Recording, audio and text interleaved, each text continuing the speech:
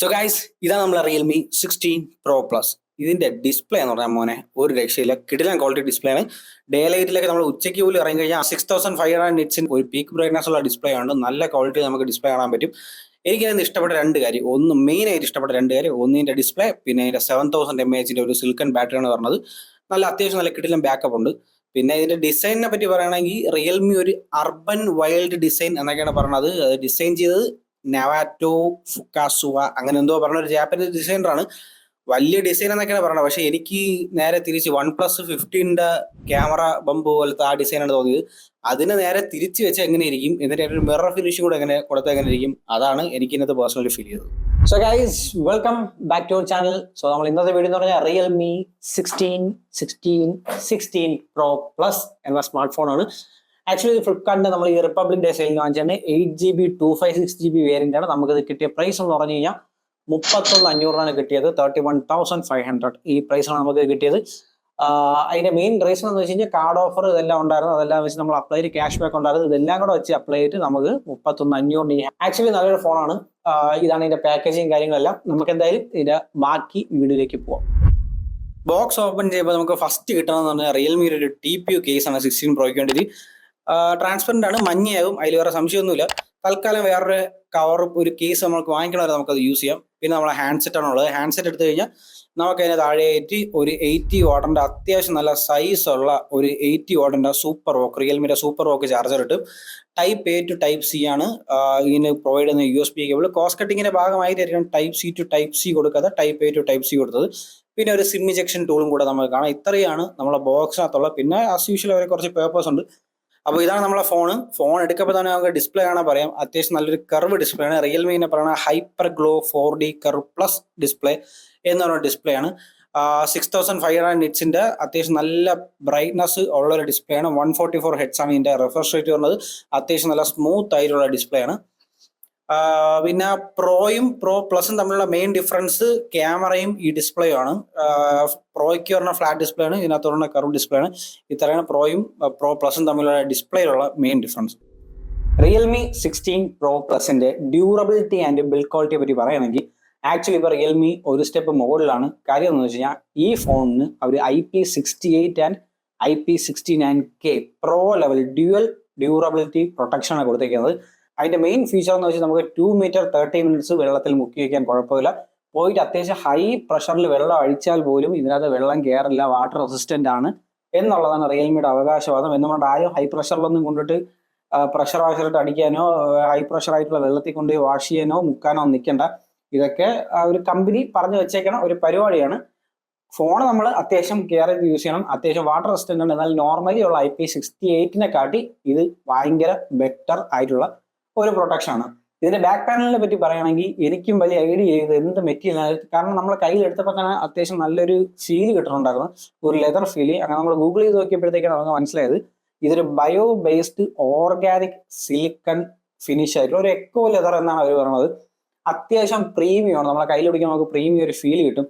പോയിട്ട് കാണാനാണെങ്കിലും ഒരു leather look ഉണ്ട് എന്നുള്ളതാണ്. പക്ഷെ ഇതിനകത്ത് അഴുക്കാവാനുള്ള സാധ്യത പറഞ്ഞാൽ ക്രീം കളറാണ്, ഡാർക്ക് കളറാണെങ്കിൽ അത്രയും കുഴപ്പമില്ല. ഈ ഗോൾഡൻ കളറിലൊക്കെ അഴുക്കാവാൻ സാധ്യത ഉണ്ട് എന്നുള്ളതാണ്. പിന്നെ ഗ്ലാസ് പാനലും പ്ലാസ്റ്റിക് പാനലും വെച്ച് നോക്കുകയാണെങ്കിൽ ഇത് കുറച്ചൊക്കെ ഗ്രിപ്പിയാണ്. പിന്നെ താഴെ വീണാൽ ഗ്ലാസ് ബാക്കിൽ പൊട്ടിപ്പോവും എന്നൊരു ടെൻഷനും വേണ്ട എന്നുള്ളതാണ് ഇതിന്റെ ഒരു ബിൽഡ് ആൻഡ് ഡ്യൂറബിലിറ്റിയെ പറ്റി പറയാനുള്ളത്. ബാറ്ററിയെ പറ്റി പറയുകയാണെങ്കിൽ ഒരു 7000 mAh ബാറ്ററി എന്ന് പറഞ്ഞാൽ വിത്ത് 80 വാട്ട് ചാർജിങ് സപ്പോർട്ടാണ്. ആക്ച്വലി ബാറ്ററി വേണമെങ്കിൽ നമുക്ക് ഇതിന്റെ ഒരു ഷോ സ്റ്റോപ്പർ എന്ന് വേണമെങ്കിൽ പറയാം. കാരണം 8 mm തിക്നെസ്, അത്രയും തിന്നായിട്ടുള്ള ഒരു ബാറ്ററി ഇതിനകത്ത് പറഞ്ഞത്. എന്നാൽ ഒരു 7000 mAh ബാറ്ററി കപ്പാസിറ്റിയാണ്. അപ്പോൾ ആ ടെക്നോളജിയാണ് നമ്മൾ സിലിക്കൺ കാർബൺ ബാറ്ററി ടെക്നോളജി എന്ന് വിളിക്കുന്നത്. ചെറിയ ഏരിയയിൽ നമുക്ക് അത്യാവശ്യം നല്ല mAh കപ്പാസിറ്റി നമുക്ക് ഹോൾഡ് ചെയ്യാൻ പറ്റും എന്നുള്ളതാണ് അതിൻ്റെ ഒരു ടെക്നോളജി. പിന്നെ ബാക്കപ്പിനെ പറ്റി പറയുകയാണെങ്കിൽ നമുക്കൊരു 2 ഡേ ബാറ്ററി ബാക്കപ്പ് കിട്ടും എന്നുള്ളതാണ് റിയൽമി പറയുന്നത്. എനിക്കിവിടെ എങ്ങനെയൊക്കെ നോക്കിയാൽ നമുക്കൊരു 1.5 ദിവസത്തിന് മുകളിൽ ബാറ്ററി ബാക്കപ്പ് കിട്ടാൻ നല്ല സാധ്യതയുണ്ട്. അത്യാവശ്യം നമുക്ക് ഒരു 15 മണിക്കൂറിന് മേളിലൊക്കെ യൂട്യൂബ് വീഡിയോസ് ഒക്കെ കാണാം. പോയി കണ്ടിന്യൂസ് ഒരു 10 hours ഒക്കെ നമ്മൾ ഗെയിമിംഗ് കളിക്കാനുള്ള ചാർജൊക്കെ ഈ ഒരു 7000 mAh ബാറ്ററിയിൽ നിന്ന് കിട്ടും എന്നുള്ളതാണ്. പിന്നെ ഒരു 80 വാട്ടിന്റെ ചാർജറാണ് ഇതിന്റെ ബോക്സിൽ ഇൻക്ലൂഡ് ആയിട്ട് പറഞ്ഞാൽ. ആ ചാർജറിൽ നമുക്കൊരു 20 to 100% ചാർജ് ചെയ്യാൻ വേണ്ടിയിട്ട് അറൗണ്ട് ഒരു 50 മിനിറ്റ്സ് അടുപ്പിച്ച് വേണ്ടി വരും എന്നുള്ളതാണ്. പിന്നെ ഇതിനകത്ത് ബൈപ്പാസ് ചാർജിങ് സപ്പോർട്ടാണ്. ഗെയിമേഴ്സിനൊക്കെ വേണ്ടിയിട്ട് പ്ലഗ് ചെയ്ത് നമുക്ക് വിത്തൗട്ട് ഹീറ്റിംഗ് ബാറ്ററി ഹീറ്റിംഗ് ഒന്നും ഇല്ലാതെ നമുക്ക് ഗെയിം കളിക്കാൻ പറ്റുന്ന ഒരു ഫീച്ചറാണ് ബൈപ്പാസ് ചാർജിങ്, അതും ഇതിനകത്തുണ്ട്. പെർഫോമൻസ് ആൻഡ് സോഫ്റ്റ്വെയർ സൈഡ് നോക്കുകയാണെങ്കിൽ ആൻഡ്രോയിഡ് 16 ആണ് out of the box device വരുന്നത് വിത്ത് റിയൽമി 7 UI മേജർ ആയിട്ട് ഒരു 3 മേജർ സോഫ്റ്റ്വെയർ അപ്ഡേറ്റ് നമുക്ക് ഇതിനകത്ത് കിട്ടും. പ്ലസ് ഒരു 4 വർഷത്തെ സെക്യൂരിറ്റി അപ്ഡേറ്റ് മാത്രമേ ഉള്ളൂ. അത്യാവശ്യം നല്ല സ്മൂത്ത് ആൻഡ് ഫ്ലൂയിഡ് ആയിട്ടുള്ള ഒരു സോഫ്റ്റ്വെയർ എക്സ്പീരിയൻസ് ആണ് നമുക്ക് ഇന്ന് കിട്ടുന്നത്. ആൻഡ് ഇത് പവർ ചെയ്തേക്കുന്ന സ്നാപ്ഡ്രാഗൺ 7 Gen പ്രോസസ്സറാണ്. ആൻഡ് വിത്ത് 8GB RAM ആണ്, 256GB വേരിയന്റ് ആണ്. 8GB RAM LPDDR5X RAM ആണ്, UFS 3.1 ആണ് ഇതിന്റെ സ്റ്റോറേജ് വരുന്നത്. അതായത് അത്യാവശ്യം നല്ല സ്മൂത്ത് ആയിട്ടുള്ള ഒരു സോഫ്റ്റ്വെയർ എക്സ്പീരിയൻസ് നമുക്ക് ഇതിനകത്ത് കിട്ടും. വലിയ ലാഗ് ഒന്നും നമുക്ക് ഫീൽ ചെയ്യുക. ഗെയിമിങ്ങിനാണ് നിങ്ങൾ നോക്കുന്നതെങ്കിൽ ഇതിനെക്കാട്ടി ബെറ്റർ ഐക്യൂനോ നിയോ 10R നിയോ 10 ആണ്. അതിനകത്ത് സ്നാപ്ഡ്രാഗൺ 8 Gen പ്രോസറാണ് പറഞ്ഞത്. കുറച്ചും കൂടെ കിടിലം പെർഫോമൻസ് ആണ് ഗെയിമിങ്ങിന്. പക്ഷേ ഇതിനകത്ത് 7 Gen പ്രോസറാണ്. കുറച്ച് ഗെയിമിങ്ങിന് പെർഫോമൻസ് കുറച്ച് കുറവാണ്. പക്ഷെ അത് ഒരു ആവറേജ് ഗെയിമേഴ്സിനൊന്നും അത് വലുതായിട്ട് അഫക്ട് ചെയ്യില്ല. കാരണം ഇപ്പോൾ ഇതിനകത്ത് പുതിയതായിട്ട് എയർ ഫ്ലോ ലിക്വിഡ് കൂളിംഗ് ഒക്കെ കൊടുത്തിട്ടുണ്ട്. അതായത് ഫോൺ കുറച്ചും കൂടെ കൂളായിരിക്കും. പക്ഷെ എന്നാൽ പോലും ഒരു അൾട്രാ സെറ്റിംഗ്സിലേക്ക് ഇട്ട് കളിക്കണമെങ്കിൽ ഇതിനെക്കാട്ടി 8 Gen പ്രോസറുള്ള ഏതെങ്കിലും ഡിവൈസ് എടുക്കുന്നതായിരിക്കും കുറച്ചും കൂടെ ബെറ്റർ. ദെൻ ഇതിന്റെ കണക്ടിവിറ്റി ആൻഡ് ഓഡിയോ ക്വാളിറ്റി പറ്റി പറയുകയാണെങ്കിൽ ആക്ച്വലി ഇതിനകത്ത് ഓഡിയോ പറഞ്ഞ ഒരു സ്റ്റീരിയോ സ്പീക്കറാണ് പറഞ്ഞത്. അത്യാവശ്യം നല്ല കിടിലം ക്വാളിറ്റി ഉണ്ട്. നല്ല അത്യാവശ്യം കുറച്ച് പഞ്ചിയാണ്, ലൗഡാണ്, കുറച്ച് ബേസ് ഉണ്ട്, അത്യാവശ്യം ക്ലിയറുമാണ് ഓഡിയോ ക്വാളിറ്റി കുഴപ്പമില്ല. ഈ പ്രൈസ് റേഞ്ച് നല്ലൊരു ഓഡിയോ ക്വാളിറ്റിയാണ് റിയൽമി 16 Pro Plus നമുക്ക് പ്രൊവൈഡ് ചെയ്യുന്നത്. പോയിട്ട് കണക്ടിവിറ്റി പറയുകയാണെങ്കിൽ Wi-Fi 6 ആണ് പറഞ്ഞത്, ബ്ലൂടൂത്ത് 5.4, അതിനകത്തൊരു IR ബ്ലാസ്റ്റർ പറഞ്ഞു. IR ബ്ലാസ്റ്റർ നമുക്കിപ്പോൾ വീട്ടിലുള്ള AC ബാക്കി അങ്ങനെ TV അങ്ങനെ എന്തെങ്കിലും സാധനങ്ങൾ IR വെച്ച് വർക്ക് ആവുന്ന സാധനം നമുക്ക് കൺട്രോൾ ചെയ്യാൻ പറ്റും എന്നുള്ളതാണ്. അപ്പോൾ ഇതൊക്കെയാണ് ഇതിനകത്ത് പറഞ്ഞ കണക്ടിവിറ്റി ഫീച്ചേഴ്സ്. അപ്പോൾ നമ്മുടെ റിയൽമി 16 Pro Plusന്റെ ഒരു മെയിൻ ഏരിയയാണ് ഇതിന്റെ ക്യാമറ സെക്ഷൻ. മെയിൻ ക്യാമറ പറഞ്ഞ 200 MB സാംസങ്ങിന്റെ സെൻസർ എന്ന് പറഞ്ഞാൽ വിത്ത് ഒപ്റ്റിക്കൽ ഇമേജ് സ്റ്റെബിലൈസേഷൻ ഉണ്ട്. പിന്നെ ഒരു ടെലിഫോട്ടോ, ഒരു പെരിസ്കോപ്പ് 3.5X ക്യാമറ പറഞ്ഞുകൊണ്ട് നമുക്കിത് അറൗണ്ട് 120X വരെ ഡിജിറ്റൽ സൂം ചെയ്യാം എന്നുള്ളതാണ്. പിന്നെ അതിനകത്ത് അത്യാവശ്യം ബൊക്കെ എഫക്റ്റും കാര്യങ്ങളും എല്ലാം ഉണ്ട്. ഹെയർ ഒക്കെ അത്യാവശ്യം നല്ല കുഴപ്പമില്ലാത്ത ആക്യുറസിയിൽ നമുക്ക് അതിന്റെ ഒരു ഇതായി കിട്ടുന്നുണ്ട്. ഞാൻ ഫോട്ടോസ് ഇൻക്ലൂഡ് ചെയ്യാം. പിന്നെ ഒരു മൂന്നാമത്തെ ക്യാമറ ഒരു 8 MB അൾട്രാ വൈഡ് ക്യാമറയാണ്. ഈ 3 ക്യാമറ സെറ്റപ്പാണ് നമ്മൾ റിയറിൽ വരുന്നത്. ഫ്രണ്ടിൽ വരാൻ നേരത്തെ ഒരു സെൽഫി ക്യാമറ, ഒരു 50 MB സെൽഫി ക്യാമറയാണ്. ഈ ക്യാമറയിലും നമുക്ക് അത്യാവശ്യം നല്ല പോർട്രേറ്റും കാര്യങ്ങളൊക്കെ എടുക്കാൻ പറ്റും. പിന്നെ ഫ്രണ്ട് ക്യാമറയിലാണെങ്കിലും റിയർ ക്യാമറയിലാണെങ്കിലും നമുക്ക് 4K 60 ഫ്രെയിംസും 30 ഫ്രെയിംസും 1080 60 ആൻഡ് 30 ഫ്രെയിംസിൽ നമുക്ക് വീഡിയോ റെക്കോർഡ് ചെയ്യാൻ പറ്റും. പിന്നെ ഇതിന്റെ ക്യാമറയെ പറ്റി പറയാനാണെങ്കിൽ ഈ അടുത്ത കാലത്തൊന്നും പറഞ്ഞു തീരില്ല. കാരണം ഇപ്പോഴേ എല്ലാ സ്മാർട്ട് ഫോണും അതുപോലെയാണ്. കാരണം ക്യാമറയിൽ എന്ന് പറഞ്ഞാൽ അമ്മാതിരി ഫീച്ചേഴ്സും കാര്യങ്ങളും ഫീച്ചറും എല്ലാം കൊടുത്തിട്ടുള്ളത്. പോർട്രേറ്റ് സെക്ഷൻ എടുത്താൽ നമുക്ക് അതിനകത്ത് ഒരു 5 പോർട്രേറ്റ് ലെൻസസിന്റെ ഒരു മോഡ് കാണാം. അതായത് ഒരു എൻവയോൺമെന്റ് നമുക്ക് പുറത്തൊക്കെ ലാൻഡ്സ്കേപ്പ് ഒക്കെ എടുക്കണമെങ്കിൽ ഒരു സ്ട്രീറ്റ്, ക്ലാസിക്, ഹെഡ് ഷോട്ട് എന്ന് പറയുമ്പോൾ 3.5X, പിന്നെ ഒരു ക്ലോസ് അപ്പ് 4X, അങ്ങനെ അത്യാവശ്യം കുറച്ച് പോർട്രേറ്റ് ലെൻസസ് ഇതിനകത്ത് കൊടുത്തിട്ടുണ്ട്. ഇത് വെച്ച് നമുക്ക് അത്യാവശ്യം നല്ല രീതിയിലുള്ള ഫോട്ടോസ് നമുക്ക് എടുക്കാൻ പറ്റുന്നുണ്ട്. ഈ ഹെഡ് ഷോട്ടൊക്കെ, ക്ലോസ് അപ്പ്, ഹെഡ് ഷോട്ട് ഇതിലൊക്കെ എടുത്തു കഴിഞ്ഞാൽ നമുക്കൊരു 3.5X എടുക്കാൻ നല്ലൊരു പോർട്രേറ്റ് ഫോട്ടോ നമുക്ക് കിട്ടും. മോർ സെക്ഷനിലോട്ട് പോയി കഴിഞ്ഞാൽ നമുക്ക് വീണ്ടും അഡീഷണൽ കുറെ ക്യാമറ മോഡ്സ് കാണാം. Panoramic mode, food, pro video, slow mo, പിന്നെ ഡ്യുവൽ വീഡിയോ റെക്കോർഡിംഗ് ഇതിനകത്തുണ്ട്. കാരണം ഫ്രണ്ട് ക്യാമറയും ബാക്ക് ക്യാമറ വെച്ച് നമുക്ക് ഡ്യുവൽ ആയിട്ട് റെക്കോർഡ് ചെയ്യാം. അത് നമുക്ക് ഒരു ഹാഫ് സ്ക്രീൻ റെക്കോർഡ് ചെയ്യാം, ഒരു സർക്കിൾ ഷേപ്പിൽ സൈഡിൽ വ്ളോഗ് ചെയ്യുമ്പോൾ റെക്കോർഡ് ചെയ്യാം. അപ്പം അങ്ങനെയുള്ള കുറച്ച് കാര്യങ്ങളൊക്കെ ഉണ്ട്. ഇതൊക്കെ നോർമലി കോമൺലി എല്ലാ ഫോണിലും കാണാവുന്ന ഒരു ടൈപ്പ് കുറെ ഫീച്ചേഴ്സ് ആണ് ഈ ഡ്യുവൽ ക്യാമറ റെക്കോർഡിങ്ങും കാര്യങ്ങളും എല്ലാം ഉള്ളത്. പക്ഷേ ഇതിന്റെ മെയിൻ ഏരിയ പറഞ്ഞാൽ ക്യാമറയിലെ മെയിൻ ഏരിയ പറഞ്ഞാൽ എല്ലാം AI വെച്ചിട്ടുള്ളതാണ്. നമ്മളൊരു ഫോട്ടോ ജസ്റ്റ് ക്ലിക്ക് ചെയ്ത ഫോട്ടോ എടുത്ത് നോക്കിയാൽ തന്നെ അതിന്റെ തൊട്ട് താഴെയായിട്ട് AI എഡിറ്റ് ജീനി എന്നൊരു ബട്ടൺ കാണാം. അത് ക്ലിക്ക് ചെയ്ത് നമുക്ക് വീണ്ടും അതിനകത്ത് ഒരു 3 മോഡ് കാണാം. ഒരു AI light me, AI style me, AI inspiration. ഇതിൽ ഓരോന്നിലും 3-4 ഫിൽട്ടർ പോലത്തെ ഒരു സാധനമുണ്ട്. നമുക്കത് ഇഷ്ടമുള്ള സെലക്ട് ചെയ്യാം. നമുക്ക് നെറ്റ്വർക്ക് വേണം. AI അത് ജനറേറ്റ് ജെമിനി വഴിയാണ് അത് പ്രോസസ്സ് ചെയ്യുന്നത്. വളരെ 1 മിനിറ്റിന് താഴെ എടുക്കുകയുള്ളൂ ഓരോ ഇമേജ് പ്രോസസ്സ് ചെയ്യാനായിട്ട്. പ്രോസസ്സ് ചെയ്ത് നമുക്ക് അത്യാവശ്യം നല്ലൊരു ഔട്ടാണ് ഇത് തരണത്. ഇപ്പൊ AI ലൈറ്റ് മീ ഉണ്ട്. AI ലൈറ്റ് മീ എടുത്ത് നമുക്കൊരു വാം ഷെയ്ഡൊക്കെ വന്ന് നമ്മളെ എന്താ പറയുക, ഫോട്ടോ കുറച്ചും കൂടെ എൻഹാൻസ് ചെയ്ത് തരും, കുറച്ചും കൂടെ AI ക്വാളിറ്റി കൂട്ടി തരും എന്നുള്ളതാണ്. പിന്നെ നമുക്ക് AI ഇമോജി അതേപോലുള്ള കാര്യങ്ങളെല്ലാം നമുക്ക് ക്രിയേറ്റ് ചെയ്യാൻ പറ്റും. അങ്ങനെയുള്ള കുറെ എഫക്റ്റുകളും കാര്യങ്ങളും AI ഫീച്ചേഴ്സും ഇതിനകത്ത് കൊടുത്തിട്ടുണ്ട്.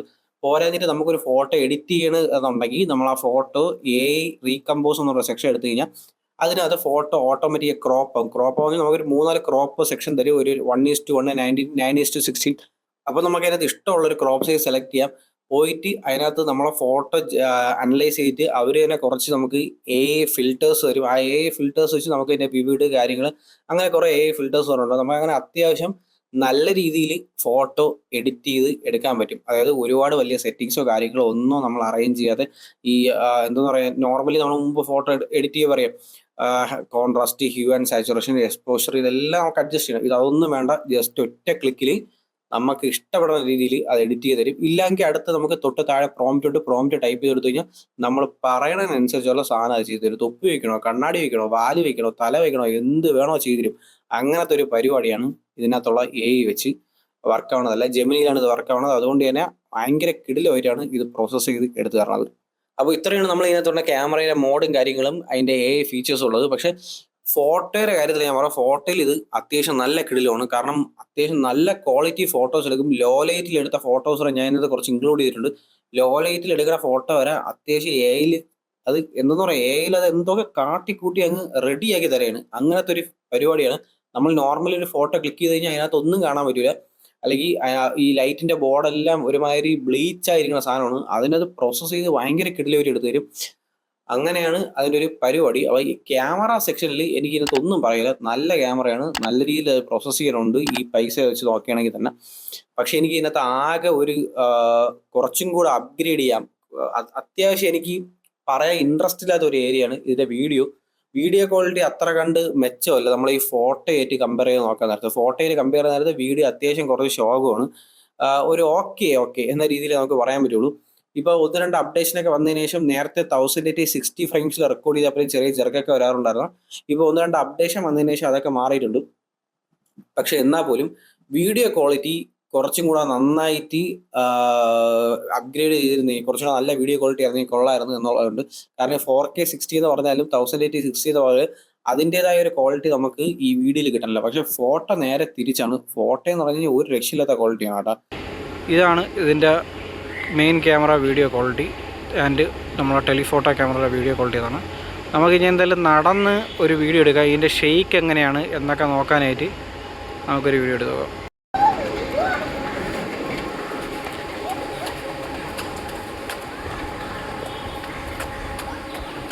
ഇതാണ് അപ്പോൾ ഇതിൻ്റെ ഫ്രണ്ട് ക്യാമറ ക്വാളിറ്റി. 15 MP ഒരു ഫ്രണ്ട് ക്യാമറയാണ് പറഞ്ഞത്. 1080 60 ഫ്രെയിംസ് സപ്പോർട്ട് ചെയ്യും, 4K 60 ഫ്രെയിംസ് സപ്പോർട്ട് ചെയ്യും. അത്യാവശ്യം നല്ല ക്വാളിറ്റി ഉണ്ട്, കുഴപ്പമില്ലാത്ത എന്നുള്ളതാണ് എനിക്ക് തോന്നിയിട്ടുള്ളത്. നമ്മൾ ഈ കേൾക്കണ ഓഡിയോ ഇന്ന് ഡയറക്റ്റായുള്ള ഓഡിയോ ആണ്.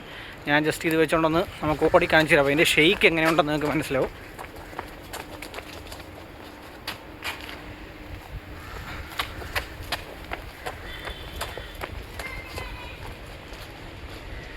അപ്പോൾ ഇത്രയാണ് റിയൽമി 16 Pro Plusൻ്റെ ഫീച്ചേഴ്സും കാര്യങ്ങളെല്ലാം.